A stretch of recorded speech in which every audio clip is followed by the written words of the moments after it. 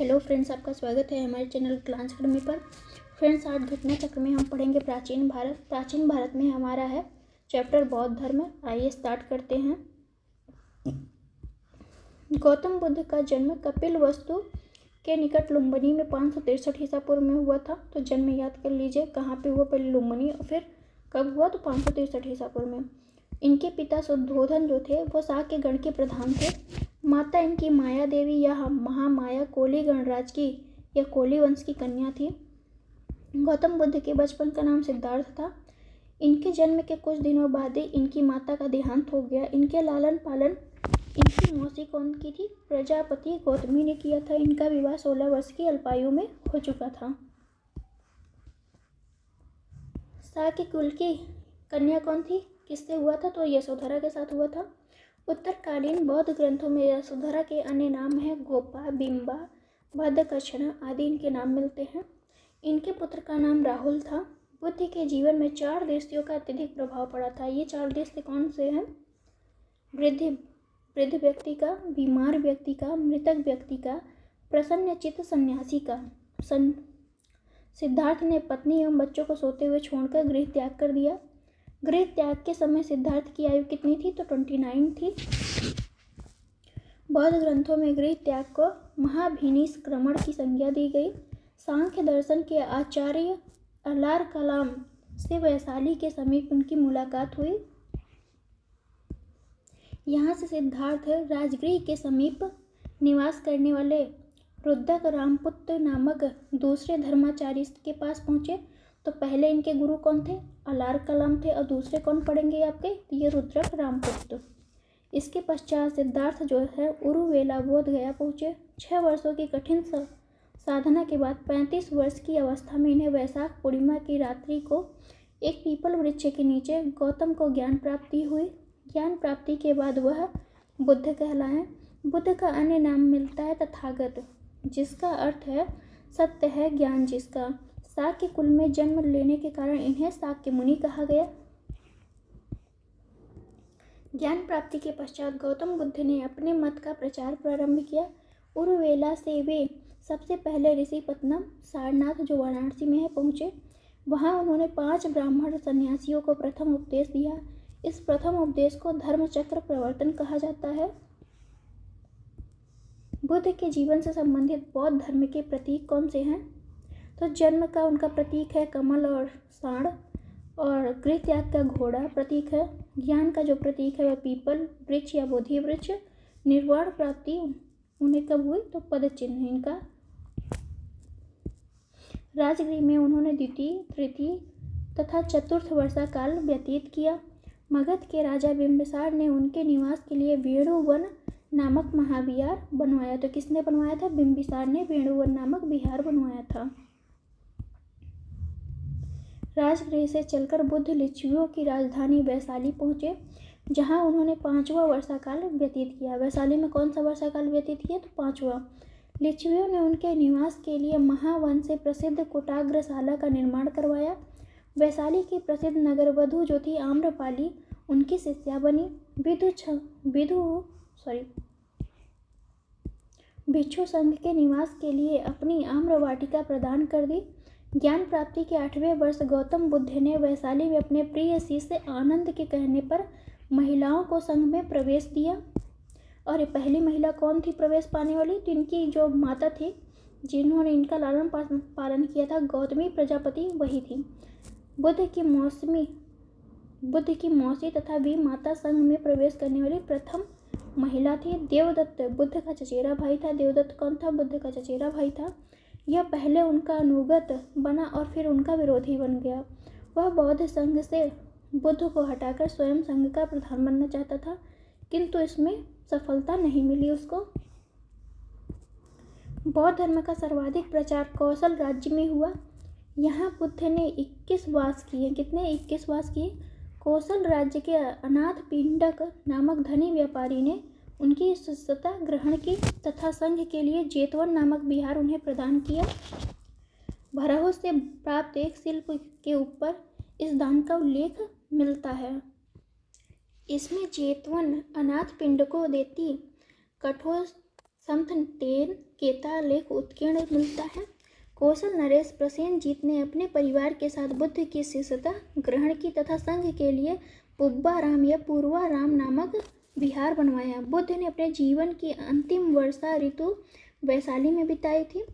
अपने मत का प्रचार करते हुए वे मल्लों की राजधानी पावा पहुँचे, जहाँ वे चुंद नामक लुहार की आम्र वाटिका में ठहरे। उसने बुद्ध को सूकर माद्य खाने को दिया, इससे उन्हें रक्तातिसार हो गया। फिर वे पावा से कुशीनारा चले गए और यहीं पर सुबुद्ध को उन्होंने अपना अंतिम उपदेश दिया। कुशीनारा मल्ल गणराज की राजधानी में 483 ईसा पूर्व में 80 वर्ष की अवस्था में उन्होंने अपने शरीर त्याग दिया। बौद्ध ग्रंथों में इसे क्या कहा गया तो महापरिनिर्वाण कहा जाता है। महापरिनिर्वाण सूत्र में बुद्ध की शरीर धातु के दावेदारों के नाम है। मगध नरेश अजातशत्रु, वैशाली के लिच्छवी, पावा के मल्ल, कपिलवस्तु के शाक, रामगाम के कोली, अल्लकप के बुली और पिप्पलिन वन के मोरी तथा वेठ द्वीप के ब्राह्मण, ये सभी जो थे उनके शरीर के अवशेष चाहते थे। बुद्ध के प्रथम उपदेश को धर्मचक्र प्रवर्तन की संज्ञा दी जाती है। उनका यह उपदेश दुख है, दुख के कारण है, उनके समाधान से संबंधित था। इस चार आर्य सत्य, इसे जो है क्या कहा जाता है, 4 आर्य सत्य कहा जाता है। ये कौन कौन से हैं? दुख है, दुख समुदाय है, दुख निरोध है और दुख निरोध गामिनी प्रतिपदा है। बुद्ध के अनुसार दुख का मूल कारण अविद्या के नाश का उपाय अष्टांगिक मार्ग है। तो यहाँ पे देखते हैं अष्टांगिक मार्ग 8 है, जो इस प्रकार है: सम्यक दृष्टि, सम्यक संकल्प, सम्यक वाक, कर्मांत, आजीव, व्यायाम, स्मृति और समाधि है। बुद्ध अपने मत को मध्यमा प्रतिपदा या मध्यम मार्ग कहते हैं। बुद्ध धर्म के अनुयायी 2 वर्गों में बटे हुए थे, भिक्षु या भिक्षुणी तथा उपासक उपासिकाएं। सामान्य मनुष्यों के लिए बुद्ध ने जिस धर्म का उपदेश दिया था उसे हम उपासक धर्म कहते हैं। बौद्ध धर्म के त्रिरत्न हैं बुद्ध, धम्म, संघ। तो बुद्ध के कितने त्रिरत्न हैं? तो 3 है, बुद्ध, धम्म, संघ। आगे देखते हैं।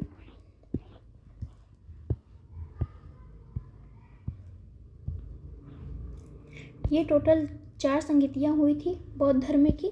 कौन से हैं, कब हुई, ये देखते हैं हम इसके बारे में। प्रथम बौद्ध संगति आपका 483 ईसा पूर्व राजगृह में हुआ था। इसके अध्यक्ष कौन थे? महाकश्यप थे। और शासक कौन था? तो अजातशत्रु था।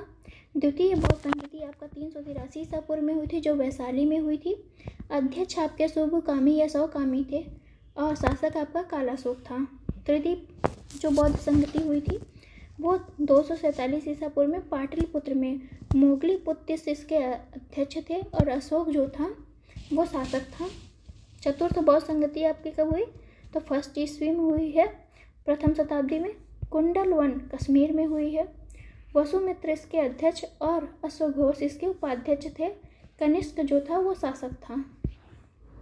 तो इस तरह से चारों बौद्ध संगतियाँ आपको याद होनी चाहिए, कहाँ कौन कब हुई है और किसके शासनकाल में कौन अध्यक्ष है, कौन शासक है, ये सभी आपको तैयार होना चाहिए।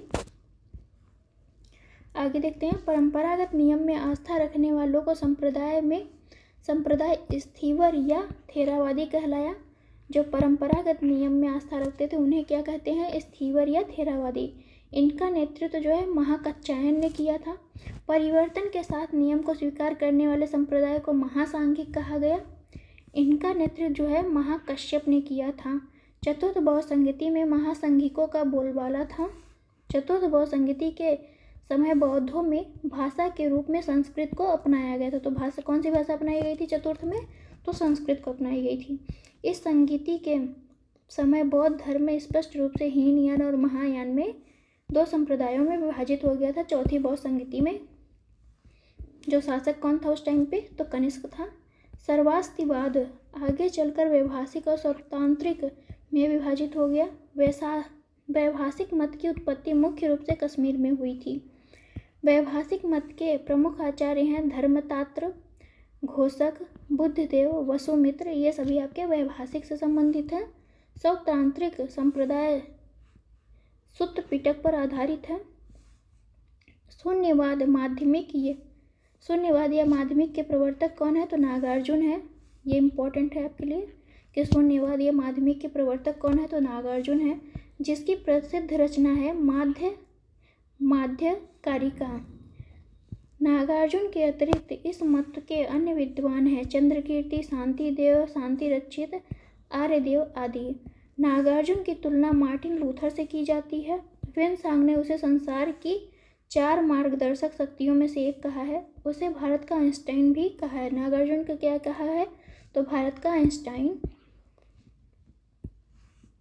चीनी मान्यता के अनुसार नागार्जुन ने चीन की यात्रा कर वहां बौद्ध धर्म की शिक्षा प्रदान की। विज्ञानवाद अथवा योगाचार संप्रदाय की स्थापना जो है मैत्रेय अथवा मैत्रेयनाथ ने किया था। यह भी इम्पोर्टेंट है आपके लिए। असंग तथा वसुबंधु ने इसका विकास किया। वज्रयान का सर्वाधिक विकास 8वीं शताब्दी में हुआ था। इसके सिद्धांत आर्य, मंजूश्री, मूलकल्प तथा गोय समाज नामक ग्रंथों में मिलते हैं। इसने भारत में बौद्ध धर्म के प्रवर्तन का मार्ग प्रशस्त किया है। बौद्ध दर्शन में क्षणिकवाद को स्वीकार किया गया है। बुद्ध ने स्वयं अनित्यवाद के सिद्धांत का प्रतिपादन किया है। मैत्रेय को बौद्ध परंपरा में भावी बुद्ध कहा जाता है, जो भविष्य में आने वाला बुद्ध है। अवलोकितेश्वर प्रधान बोधिसत्व है। इन्हें पदमपाणि के नाम से अवलोकितेश्वर किस नाम से जाना जाता है? तो पदमपाणि के। हाथ में कमल लिए हुए भी कहते हैं इन्हें। इसका प्रधान गुण है दया। और अवलोकितेश्वर का प्रधान गुण क्या है? दया दिखाना। मंजूश्री एक हाथ में खड्ग तथा दूसरे हाथ में पुस्तक रहती है। इनका मुख्य कार्य जो है बुद्धि को प्रखर करना, मतलब बुद्धि को तेज करना। बौद्ध धर्म के आरंभिक ग्रंथों को त्रिपिटक कहा जाता है। यह पाली भाषा में, त्रिपिटक किस भाषा में रची गई है? तो पाली भाषा में रचित हुई है। बुद्ध के महापरिनिर्वाण के पश्चात उनकी शिक्षाओं को संकलित कर 3 भागों में बांटा गया है, जिन्हें क्या कहते हैं? त्रिपिटक कहते हैं। पहला है आपका विनय पिटक, दूसरा है सुत्त पिटक और तीसरा है आपका अधिगम पिटक। तो विनय पिटक की रचना आपका कौन किया है? तो ये उपाली ने की है, उपाली। सुत्त पिटक की रचना जो है आनंद ने की है, आनंद। और अधिगम पिटक की रचना जो है ये आपके मोगलीपुत्र तिस्त ने की थी। विनय पिटक में संघ संबंधी नियम तथा दैनिक जीवन संबंधी आचार विचार, विधि निषेधों का आदि का संग्रह है। ये इम्पोर्टेंट है, याद रखिएगा। सुत्त पिटक में जो है महात्मा बुद्ध के उपदेशों का संग्रह है, तो सुत्त पिटक में उपदेशों का संग्रह है। अधिगम पिटक में जो है दार्शनिक सिद्धांतों का संग्रह है। तो अधिगम पिटक में किसकी संग्रह है? दार्शनिक सिद्धांतों का संग्रह है। अट्ठ कथाएं त्रिपिटकों के भाष्य के रूप में लिखी गई हैं। सुत्त पिटक की अट्ठ कथा महाअट्ठक तथा विनय पिटक की अट्ठ कथा कुरुंदी है। अभिधम्म पिटक की अट्ठ कथा जो है मूल रूप से सिंहली भाषा में महापच्चरी है। बौद्धों का वह धर्म ग्रंथ जिसमें गौतम बुद्ध के पूर्ववर्ती जन्म की कथाएं संकलित हैं, उसे हम क्या कहते हैं? जातक कथाएं कहते हैं। जो बुद्ध की पूर्व जन्म की कथाएं होती हैं उसे हम क्या कहते हैं? जातक कथाएं कहते हैं। यह पाली भाषा में है। ग्रंथ और रचनाकार देखते हैं। मिलिंद पंथों की रचना किसने की है? तो नागसेन ने की है। बुद्धचरित सौंदरानंद और सारीपुत्र की रचना किसने की है? तो अश्वघोष ने की है। माध्यमिक कारिका की रचना आपका नागार्जुन ने की है। विशुद्धि मग की रचना आपका बुद्ध घोष ने की है। अभिधम्म कोश की रचना आपका वसुमित्र ने की है। इस तरह से आप ये सभी पुस्तक याद रखिएगा, इम्पॉर्टेंट है आपके लिए। बुद्ध की भूमि स्पर्श मुद्रा से तात्पर्य अपने तप की सूचिता और निरंतरता को बनाए रखने से है। भूमि स्पर्श मुद्रा की सारनाथ की बुद्ध मूर्ति गुप्त काल से संबंधित है, इम्पॉर्टेंट है। भूमि स्पर्श मुद्रा की सारनाथ की बुद्ध की मूर्ति किस काल से है? तो गुप्त काल से संबंधित है। प्राचीन काल में बौद्ध शिक्षा के 3 प्रमुख केंद्र थे, नालंदा, वल्लभी, विक्रमशिला। नालंदा महायान बौद्ध धर्म की, नालंदा जो है महायान बौद्ध धर्म की तथा वल्लभी आपका हीनयान नालंदा जो था वो किससे संबंधित था? तो महायान बौद्ध धर्म से संबंधित था। वल्लभी आपका हीनयान बौद्ध धर्म से संबंधित शिक्षा का प्रमुख केंद्र था। विक्रमशिला महाविहार की स्थापना जो है पाल नरेश धर्मपाल ने की थी। उसने यहाँ मंदिर तथा मठ भी बनवाए थे। 5वीं शताब्दी के मध्य गुप्तों के समय में नालंदा विश्वविद्यालय अस्तित्व में आया था। सर्वप्रथम कुमारगुप्त प्रथम ने जो है नालंदा विश्वविद्यालय की स्थापना की थी। बाद में बुद्धगुप्त तथागुप्त तथा बालादित्य नामक गुप्त शासकों ने भी इस विहार को दान दिया था।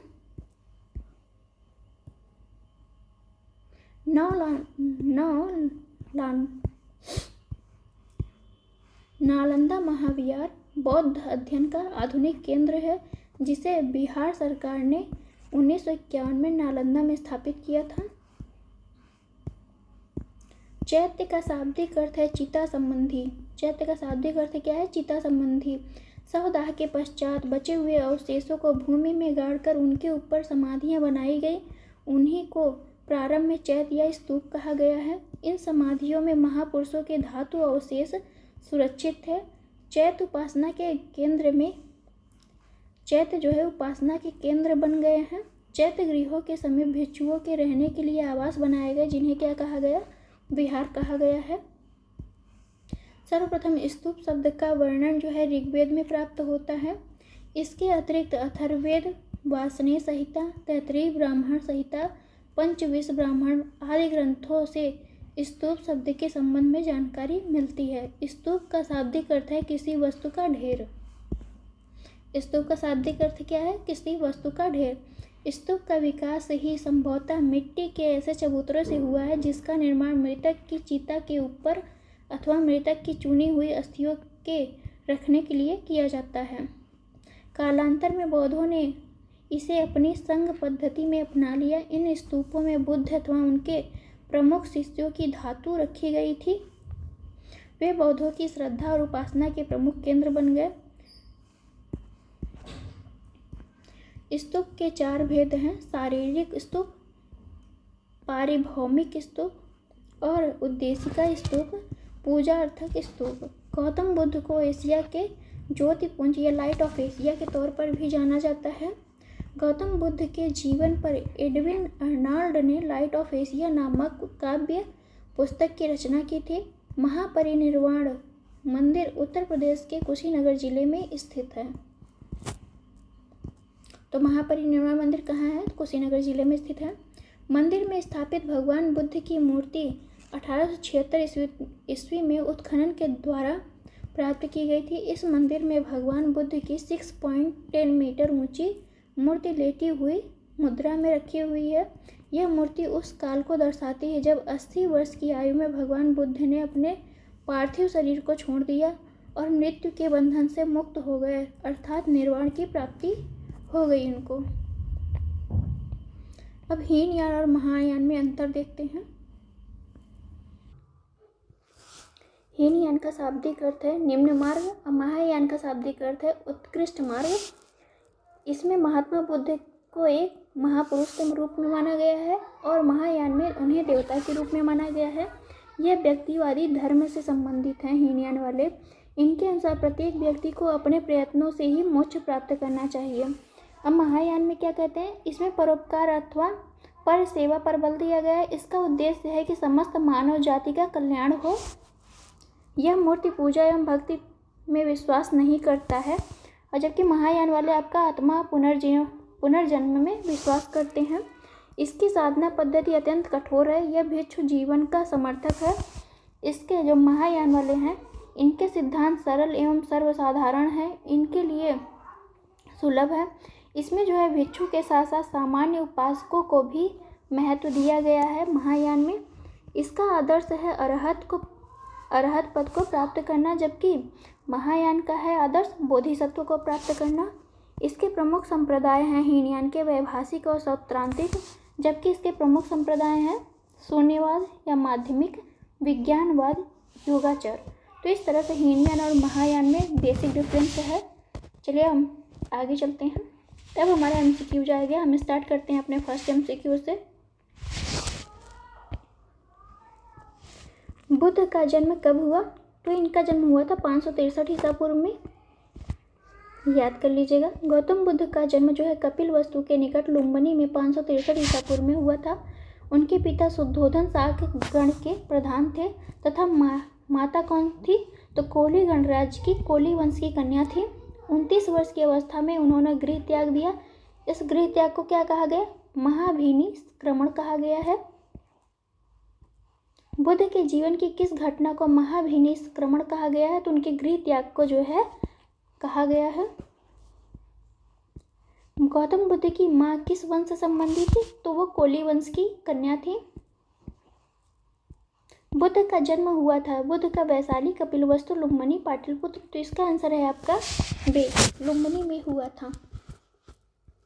निम्न में से कौन सा नाम बुद्ध का दूसरा नाम है? पार्थ, मिहिर, प्रसन्न, गुडाकेश। तो इनमें से कोई नहीं जो बुद्ध का दूसरा नाम हो। बुद्ध का दूसरा नाम का सिद्धार्थ है, तथागत है, बुद्ध भी कहलाए, शाक्य मुनि भी कहलाए। वो एक्सप्लेनेशन देखते हैं।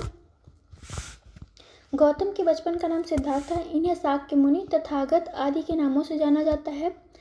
आदि गुरु शंकराचार्य को प्रच्छन्न बौद्ध या छिपा हुआ बुद्ध मार्गी कहा जाता है। शंकराचार्य को क्या कहा जाता है? तो प्रच्छन्न बौद्ध कहा जाता है।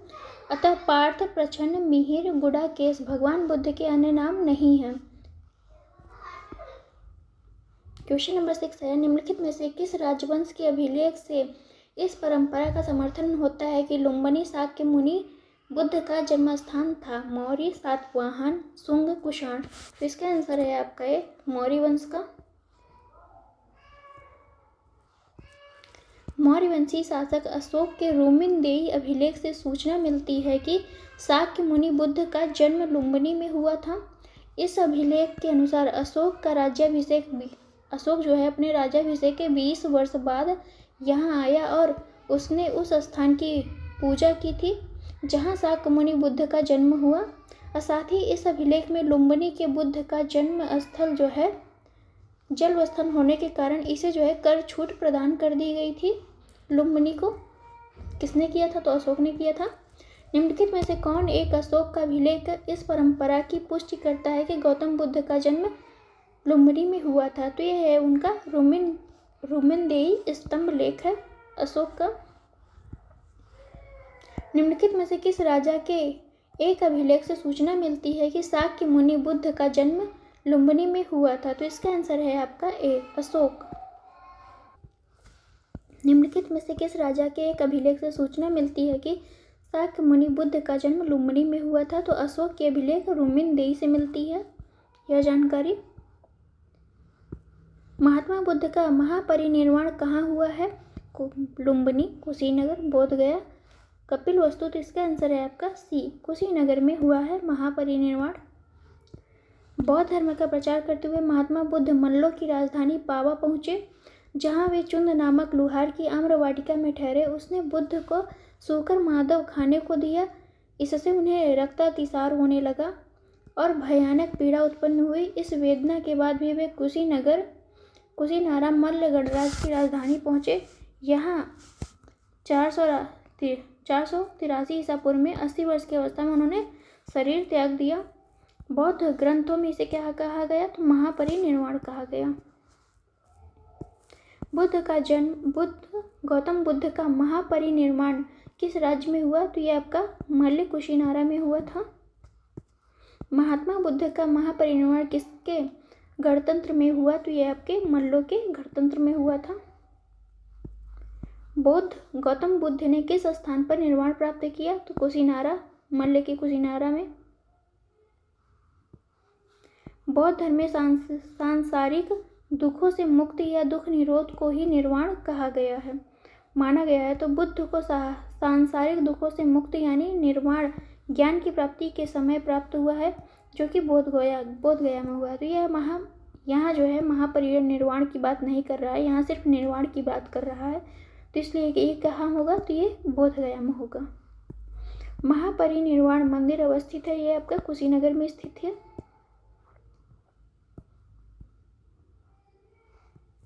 महापरिनिर्वाण मंदिर उत्तर प्रदेश के कुशीनगर जिले में स्थित है। मंदिर में स्थापित भगवान बुद्ध की 876 ईस्वी में उत्खनन के द्वारा प्राप्त की गई थी। महापरिनिर्वाण मंदिर विश्व में बौद्ध धर्म के सबसे पवित्र मंदिरों में से एक माना जाता है। निम्नलिखित राज्यों में से किनका संबंध बुद्ध के जीवन से था? अवंती, कौशल, गांधार, मगध। तो इसका आंसर है आपका 3 और 4, कौशल और मगध से संबंधित था। महाजनपदों में से कौशल एवं मगध महाजनपदों का संबंध जो है बुद्ध के जीवन से था। गौतम बुद्ध ने अपनी शिक्षा के प्रचार प्रसार हेतु मगध और कौशल दोनों राज्यों में भ्रमण किया था। गौतम बुद्ध द्वारा अपने धर्म में दीक्षित किया जाने वाला अंतिम व्यक्ति कौन था? तो आनंद, मोक्ष, सारिपुत्र, सुबुद्ध। तो इनका आंसर है डी, सुबुद्ध था। अपने जीवन के अंतिम वर्ष में गौतम बुद्ध ने अपने शिष्य चुंद के यहाँ पावा पहुँचे। यहाँ सुकर माधव भोज्य सामग्री खाने से वे अतिसार रोग से पीड़ित हो गए। फिर वे पावा से कुशीनगर चले गए और यहीं पर सुबुद्ध को उन्होंने अपना अंतिम उपदेश दिया था। बुद्ध द्वारा रूपांतरित निम्न व्यक्तियों में से कौन सा अंतिम था? आनंद, वसुमित्र, सुबुद्ध। तो इसका आंसर है आपका डी, सुबुद्ध। बुद्ध ने अपने जीवन की अंतिम वर्षा ऋतु कहाँ बिताई थी? तो ये वैशाली में बिताई थी। महापरिनिर्वाण सूक्त से उनके जीवन के विविध आयामों एवं काल का निर्धारण किया जा सकता है, जिसके अनुसार बुद्ध ने अपने जीवन की अंतिम वर्षा ऋतु जो है वैशाली में बिताई थी। निम्नलिखित में से कौन सा एक बुद्ध मत में निर्वाण की अवधारणा की सर्वश्रेष्ठ व्याख्या करता है? तो यह आपका तृष्णा रूपी अग्नि का समन है। बुद्ध ने निर्वाण को मन की उस परम शांति के रूप में वर्णित किया है जो तृष्णा, क्रोध और दूसरी विषादकारी मन स्थितियों से परे है। यह शांति तभी प्राप्त होती है जब सभी वर्तमान इच्छाओं के कारण समाप्त हो जाएं और भविष्य में पैदा हो सकने वाली इच्छाओं का जड़ से नाश हो जाए।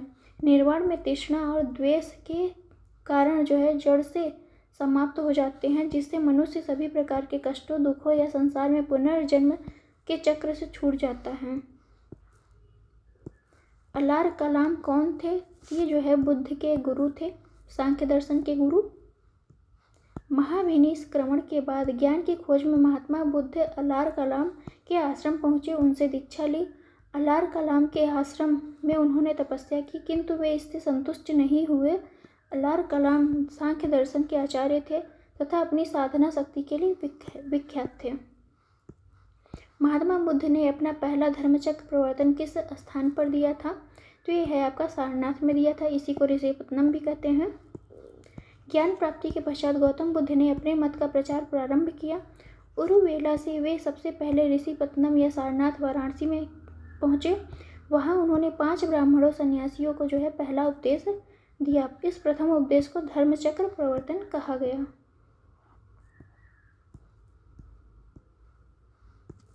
बुद्ध ने अपना पहला उपदेश कहाँ दिया? तो सारनाथ में दिया। सारनाथ में अपना प्रथम प्रवचन किसने दिया? महात्मा बुद्ध ने दिया। गौतम बुद्ध ने अपना प्रथम उपदेश कहाँ दिया था? तो सारनाथ में दिया था। ग्रंथों में उल्लिखित धर्मचक्र प्रवर्तन किससे संबंधित है? तो ये आपके बुद्ध के सारनाथ में दिया गया उनका प्रथम उपदेश था। धर्मचक्र प्रवर्तन किया गया था। कहाँ किया गया था? तो ये सारनाथ में किया गया था। बुद्ध ने सर्वाधिक उपदेश कहाँ दिए थे? श्रावस्ती में दिए थे। सबसे अधिक उपदेश कहाँ दिए? तो श्रावस्ती में दिए थे। बुद्ध के सबसे अधिक शिष्य जो हैं कौशल राज्य में हुए। यहाँ की राजधानी जो थी श्रावस्ती थी। उन्होंने सर्वाधिक उपदेश जो है श्रावस्ती में ही दिए थे। बुद्ध कौशाम्बी किसके राज्यकाल में आए थे? तो ये आपके उदयन है। महात्मा बुद्ध वत्स राज्य उदयन के शासनकाल में कौशाम्बी आए थे। वहाँ उन्होंने 9वां विश्राम किया। उदयन ने पिंडोला भारद्वाज के प्रभाव से बौद्ध बनने के बाद घोषिताराम विहार भिक्षु संघ को दान में दिया था। बुद्ध की मृत्यु के पश्चात प्रथम बौद्ध संगति किसकी अध्यक्षता में की गई? तो ये आपके महाकश्यप थे। प्रथम बौद्ध संगति या प्रथम बौद्ध परिषद बुद्ध की मृत्यु के तत्काल बाद राजगृह की सप्तपर्णी गुफा में हुई। इस समय मगध का शासक जो था अजातशत्रु था। इस संगति की अध्यक्षता महाकश्यप ने की थी। इसमें जो है बुद्ध के प्रमुख शिष्य आनंद और उपाली भी उपस्थित थे। इसमें बुद्ध की शिक्षाओं का संकलन हुआ।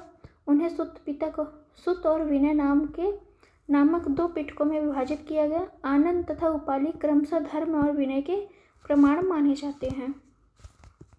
प्रथम बौद्ध परिषद का संचालन निम्नलिखित में से किस एक ने किया था? तो ये आपके महाकश्यप ने किया था, जो अध्यक्ष थे उस टाइम पे। सप्तपर्णी गुफा कहाँ है? तो राजगृह में स्थित है ये।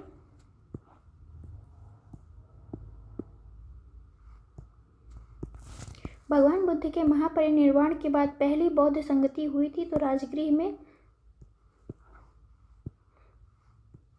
कश्मीर में कनिष्क के शासनकाल में बौद्ध संगति आयोजित हुई थी। उसकी अध्यक्षता निम्नलिखित में से किसने की थी? तो यह आपके वसुमित्र ने की थी अध्यक्षता, और अश्वघोष ने जो है उपाध्यक्ष थे। अश्वघोष उस टाइम पे। बौद्ध धर्म की चतुर्थ बौद्ध संगति फर्स्ट सदी में हुई थी। फर्स्ट सदी में कुषाण शासक कनिष्क के राज्यकाल में कश्मीर के कुंडलवन में हुई। इसकी अध्यक्षता वसुमित्र ने की थी। अश्वघोष इसके उपाध्यक्ष थे। इस सभा में महासंघिकों का वर्चस्व था।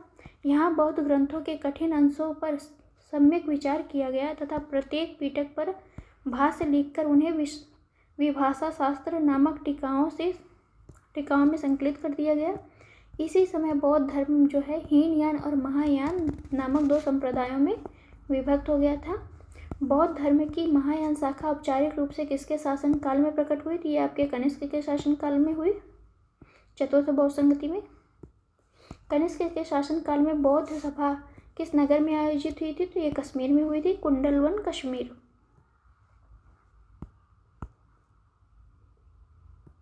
किस शासक के काल में चतुर्थ बौद्ध संगति का आयोजन कश्मीर में हुआ? तो ये आपके कनिष्क के शासन काल में हुआ था। चतुर्थ बौद्ध संगति परिषद हुई थी, कहाँ हुई थी? तो ये आपके कनिष्क के शासन काल में कश्मीर कुंडलवन में हुई थी। इनमें से किस शासक ने चतुर्थ बौद्ध संगति कश्मीर में आयोजित की? तो आपके कनिष्क ने किया था। निम्नलिखित में से विचार कीजिए, बुद्ध में देवत्व रोपण, बोधिसत्व के पथ पर चलना, मूर्ति उपासना तथा अनुष्ठान कौन सी विशेषताएं महायान बौद्ध धर्म से संबंधित हैं? तो इसका आंसर है आपका डी, 1, 2 तीनों ही जो है बौद्ध धर्म से संबंधित हैं। महायान बौद्ध मत बुद्ध की लोकोत्तर सत्ता तथा देवत्व में विश्वास करता है। बुद्ध के अनेक अवतारों एवं रूपों में विश्वास करता है। साथ ही यह बुद्धत्व के मार्ग पर चलने वाले बोधिसत्व कहलाते हैं, जो सभी मानवों की मुक्ति में सहायता करते हैं। बोधिसत्व के पथ पर चलना इस मत में अनुकरणीय कहा गया है। हिंदू धर्म के प्रभाव में बुद्ध में देवत्व के आरोपण के साथ अनुष्ठान और मूर्ति पूजा महायान की मुख्य पद्धति बन गई है।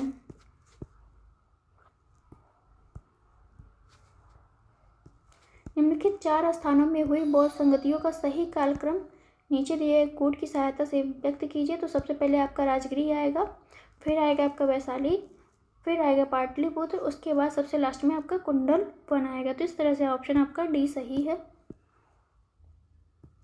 प्रथम बौद्ध संगति बुद्ध की मृत्यु के तत्काल बाद मगध नरेश अजातशत्रु के कार्यकाल में राजगृह अथवा राजगीर में सप्तपर्णी गुफा में संपन्न हुई। द्वितीय बौद्ध संगति आपका कालाशोक के शासन काल में बुद्ध की मृत्यु के 100 वर्ष बाद 383 ईसा पूर्व में शामिल हुई थी वैशाली में। तृतीय बौद्ध संगति आपका अशोक के शासनकाल में पाटलिपुत्र में शामिल हुई थी, जिसके अध्यक्ष कौन थे? मोगलीपुत्र थे। चतुर्थ बौद्ध संगति आपके कनिष्क के शासनकाल में कुंडलवन कश्मीर में संपन्न हुई। अध्यक्षता कौन कर रहा था? वसुमित्र। और उपाध्यक्ष कौन था? तो अश्वघोष था।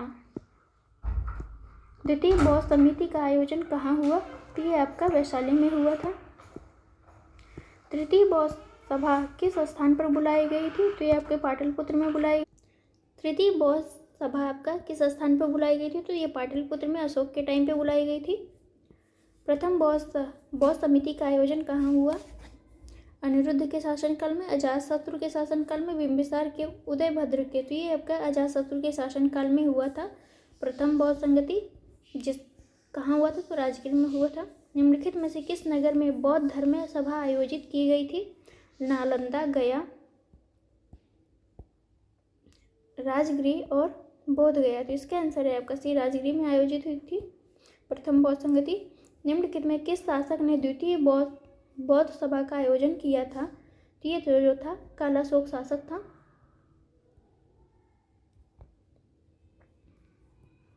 बुद्ध के जीवन की 4 महत्वपूर्ण घटनाओं और उनसे संबंधित 4 स्थानों का नीचे उल्लेख है, 2 स्तंभों में अंकित है।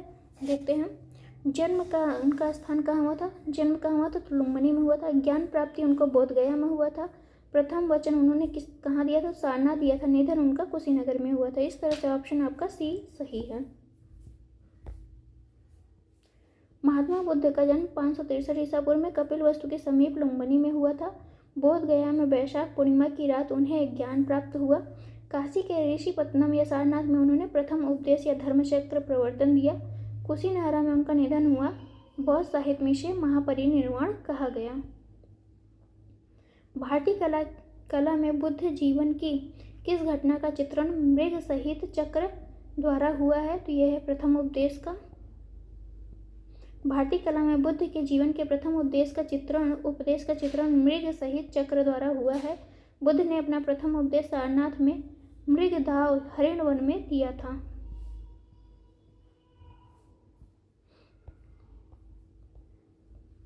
सूची फर्स्ट को सूची सेकंड से सुमेलित करना है। जन्म का उनका क्या प्रतीक चिन्ह है?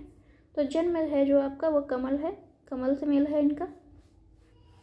और प्रथम वचन उन्होंने कहाँ दिया? तो धर्मचक्र प्रवर्तन उनका प्रथम वचन कहलाया। महाबोधि कहाँ है? तो बोधि वृक्ष में।